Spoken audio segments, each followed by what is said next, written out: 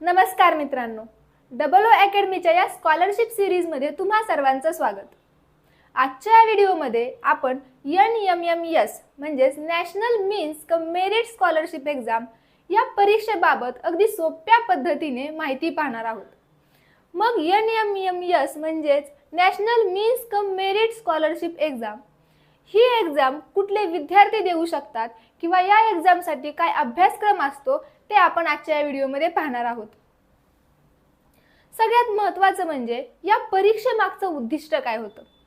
मग बघा, महाराष्ट्र सरकारने जेव्हा ही परीक्षेची योजना आखली तेव्हा इयत्ता 8वीच्या प्रज्ञावान विद्यार्थ्यांचा शोध घेऊन बुद्धिमान विद्यार्थ्यांना सर्वोत्तम शिक्षण मिळण्याच्या दृष्टीने आर्थिक सहाय्य मिळावं किंवा त्यानुसार विद्यार्थ्यांचे उच्च माध्यमिक स्तरापर्यंतचे शिक्षण होण्यास मदत व्हावी. म्हणजे आर्थिक परिस्थितीमुळे इयत्ता 8वी नंतर ज्या मुलांचं शिक्षण थांबलं जायचं त्या मुलांचं शिक्षण किंवा ती गळती रोखण्यासाठी महाराष्ट्र शासनाने या national means cum merit scholarship एक्झामचं आयोजन केलं. आता ई परीक्षा देण्यासाठी याचा शिष्यवृत्ती दर असतो इयत्ता 9वी ते इयत्ता 12वी पर्यंत दरमहा 1000 रुपये. म्हणजे 8वी नंतर विद्यार्थी ही परीक्षा देऊ शकतो किंवा 8वीत असणारा विद्यार्थी ही परीक्षा देऊ शकतो आणि ही परीक्षा उत्तीर्ण झाल्यानंतर विद्यार्थ्याला दरमहा 1000 रुपये म्हणजेच वर्षाला 12,000 रुपये एवढी शिष्यवृत्ती दिली जाते. इयत्ता 9वी व इयत्ता 11वी प्रथम संधीमध्ये उत्तीर्ण होणं हे त्या विद्यार्थ्यासाठी आवश्यक असतं. म्हणजे 8वी नंतर ही परीक्षा जरी पास झालात तरी इयत्ता 9वी व इयत्ता 11वी मध्ये तुम्ही प्रथम संधीतच पास होणं हे आवश्यक आहे. इयत्ता 10वी मध्ये किमान 60% गुण मिळणं ही आवश्यक आहे. SC आणि ST विद्यार्थ्यांना किमान 55% गुणांची मर्यादा ठेवलेली आहे. आता हे झालं जेव्हा तुम्ही national means cum merit scholarship exam देता म्हणजेच NMMS ही परीक्षा देत असता तेव्हा ही परीक्षा दिल्यानंतर तुम्हाला किती शिष्यवृत्ती भेटते. मग आता ही परीक्षा कोणते विद्यार्थी देऊ शकतात म्हणजेच या परीक्षेसाठी लागणारी पात्रता काय ते पाहूयात. विद्यार्थी महाराष्ट्र राज्यातील कोणत्याही शासकीय संस्थेतील इयत्ता 8वीत शिकत असावा. पालकांचे वार्षिक उत्पन्न हे 3,50,000 पेक्षा कमी असावं. म्हणजे बघा, विद्यार्थी हा कोणत्याही शासन मान्य शाळेत पण 8वीत शिकणारा असावा. त्याच्या पालकांचं उत्पन्न हे 3,50,000 पेक्षा जास्त असता कामा नये. म्हणजे ते उत्पन्न 3,50,000 पेक्षा कमी असावं. विद्यार्थी किंवा विद्यार्थिनी इयत्ता 7वी मध्ये किमान 55% गुण मिळवून उत्तीर्ण झालेला असावा. म्हणजे जे विद्यार्थी ही परीक्षा देणार आहेत त्या विद्यार्थ्यांना इयत्ता 7वी मध्ये 55% गुण मिळणे आवश्यक आहे. अनुसूचित जाती अनुसूचित जमाती या विद्यार्थ्यांसाठी 50% गुण एवढी अट ठेवलेली आहे.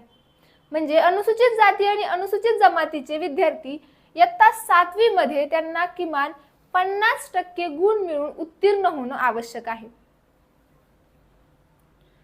तर खालील विद्यार्थी सदर परीक्षेसाठी अपात्र आहेत. म्हणजे आता आपण पाहिलं की कोणते विद्यार्थी ही परीक्षा देऊ शकतात, पण आता पाहायचंय की कोणते विद्यार्थी ही परीक्षा देऊ शकत नाहीत म्हणजे या परीक्षेसाठी अपात्र आहेत. तर बघा, विना अनुदानित शाळेत शिकणारे विद्यार्थी ही परीक्षा देऊ शकत नाहीत. केंद्रीय विद्यालयात शिकणारे विद्यार्थी असतील किंवा जवाहर नवोदय विद्यालयात शिकणारे विद्यार्थी असतील, शासकीय वसतिगृहाच्या सवलतीचा, भोजन व्यवस्थेचा व शिक्षण सुविधांचा लाभ घेणारे विद्यार्थी ही national means cum merit scholarship exam देऊ शकत नाहीत. सैनिकी शाळांमध्ये शिकणारे विद्यार्थी ही परीक्षेसाठी अपात्र असतात.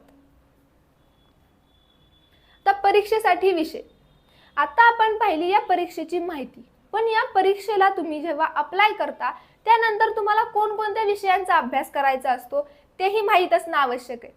मग बघा, या परीक्षेसाठी आपल्याला 2 विषयांचा तयारी करावी लागते. ते 2 विषय कुठले तर बौद्धिक क्षमता चाचणी म्हणजेच मॅट, मेंटल ॲबिलिटी टेस्ट ही मानसशास्त्रीय चाचणी असून त्यामध्ये कार्यकारणभाव, विश्लेषण, संकलन इत्यादी संकल्पनांवर आधारित 90 बहुपर्यायी वस्तुनिष्ठ प्रश्न असतात. म्हणजे मॅट या पेपरमध्ये आपल्याला एकूण 90 MCQs विचारले जातील. नंतर दुसरा विषय असतो शालेय क्षमता चाचणी, स्कॉलॅस्टिक ॲप्टिट्यूड टेस्ट. या विषयामध्ये आपल्याला सामान्य विज्ञान, समाजशास्त्र, गणित असे 3 विषयांवरती प्रश्न विचारले जातात. मग ह्या 3 विषयांचा अभ्यासक्रम हा सामान्यतः इयत्ता 7वी व इयत्ता 8वीच्या अभ्यासक्रमावरती आधारित असतो. मग सामान्य विज्ञान एकूण 35 मार्कला याच्यावरती प्रश्न विचारले जातात. समाजशास्त्रावरती एकूण 35 मार्कला प्रश्न विचारले जातात आणि गणित या विषयावरती एकूण 20 मार्कसाठी प्रश्न विचारले जातात. असे 3 विषय आपल्याला या सॅट म्हणजे शालेय क्षमता चाचणी याच्यामध्ये सोडवायचे असतात. आता बघा, हे झालं पेपरमध्ये येणारे विषय. पण हा पेपर तुम्ही कोणकोणत्या भाषांमध्ये देऊ शकता? तर यासाठी आपल्याला माध्यम आहे मराठी, उर्दू, हिंदी, गुजराती, इंग्रजी, तेलुगू व कन्नड अशा 7 माध्यमातून आपण ही परीक्षा देऊ शकतो. सर्व विद्यार्थ्यांना मूळ माध्यमाबरोबरच इंग्रजी प्रश्नपत्रिका सुद्धा दिली जाते. म्हणजे जर तुम्ही मराठी मीडियम मधून शिकत असाल तर तुम्ही तुमच्या पेपरचे माध्यम मराठी निवडू शकता. जर तुम्ही हिंदी मीडियम मधून शिकत असाल तर तुम्ही तुमच्या पेपरचं माध्यम हिंदीही निवडू शकता. पण हिंदी आणि मराठी सोबतच तुम्हाला इंग्रजीचीही प्रश्नपत्रिका दिली जाते. मित्रांनो, आता ही झाली एका स्कॉलरशिप परीक्षेबद्दलची माहिती. पण अशा बऱ्याच स्कॉलरशिप परीक्षेबद्दल तुम्हाला माहिती हवी असल्यास तुम्ही डबल ओ अकॅडमीच्या या यूट्यूब चॅनलला सबस्क्राईब करू शकता. आता या स्कॉलरशिप परीक्षांचा अभ्यास अगदी सोप्या पद्धतीने कसा करावा यासाठी आपण ऑनलाईन बॅचेसही सुरू करत आहोत. मग या ऑनलाईन बॅचेसमध्ये तुम्हाला संपूर्ण विषयाची तयारी करून घेतली जाते. बेसिक टू ॲडव्हान्स शिकवलं जातं. क्लास लाईव्ह प्लस रेकॉर्डेडही असतो. म्हणजे जर तुमच्याकडून एखादा लाईव्ह क्लास मिस झाला तर तुम्ही तो रेकॉर्डेड व्हिडिओही पाहू शकता. आपल्याकडे जुन्या प्रश्नपत्रिकांचा सरावही करून घेतला जातो. फ्री डाऊट सेशन आणि विद्यार्थी पालक मार्गदर्शन याचंही आयोजन केलं जातं. मग या ऑनलाईन बॅचेस बद्दल तुम्हाला अधिक माहिती हवी असल्यास तुम्ही आम्हाला व्हॉट्सअपवरही कळवू शकता.